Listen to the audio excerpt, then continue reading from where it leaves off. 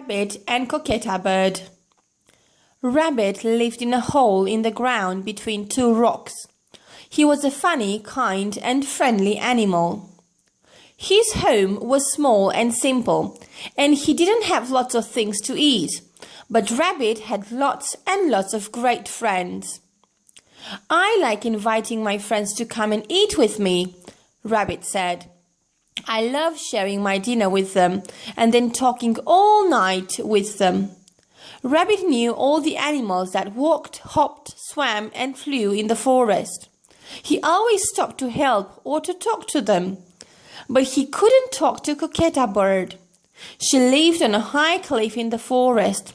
She had no friends because she didn't want to stop to help or to talk to any of the other animals. Cocketta bird had beautiful head feathers. She liked looking at her face in the lake all day. Rabbit was sad about that. "Cocketta bird needs a friend," he thought. "I've got an idea."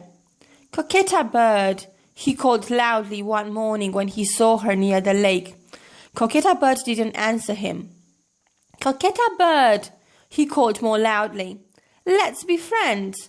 Come and eat with me this evening." Cocketta bird looked at Rabbit, shook her head feathers at him and laughed. "No, I'm too busy to eat with a rabbit. And your home is too small and simple," she added. "I only eat in big and beautiful homes like mine." "But I have moonfish, blue cheese sandwiches, and lime cakes for dinner this evening," Rabbit answered. "Please come." "I love eating moonfish, blue cheese sandwiches, and lime cakes," Cocketta bird said. "How many moonfish have you got?" "4," Rabbit said. "How many blue cheese sandwiches?" "5," Rabbit answered.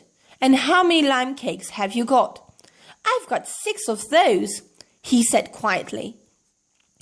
"Okay," she said. "I can eat with you this evening." And she did. But she didn't talk to Rabbit. She didn't listen to his questions or answer them, and she didn't ask Rabbit about his home or his hobbies.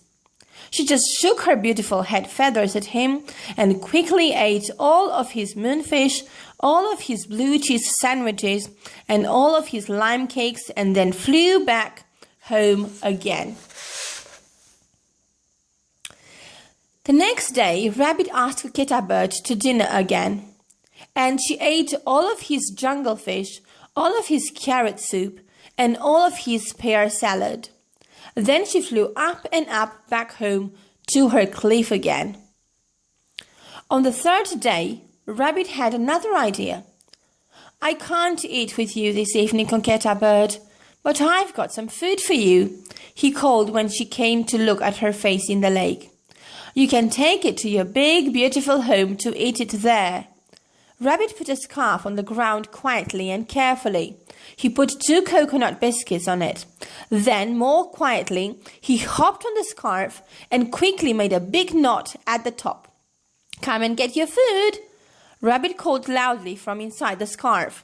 The scarf was like a big bag with Rabbit inside it now. Cocketta bird picked up the scarf and flew back home with it. When she got home, Cocketta bird took off the beautiful feathers from her head and then opened the scarf. Rabbit jumped out and looked at her kindly. He could see that her home was small and simple like his. "Don't look at me, don't look at me," Cocketta bird said. "I haven't got my beautiful head feathers on." "Cocketta bird," Rabbit said, "you are more beautiful without those feathers on your head."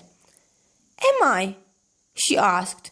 "Yes," Rabbit said, "and your home is beautiful too." "Is it?" she asked. "Yes," Rabbit answered. "Now let's share these coconut biscuits. Here's one for you and one for me." Rabbit and Cocketta bird enjoyed their food. Then, like 2 old friends, they talked and talked all night and then had breakfast.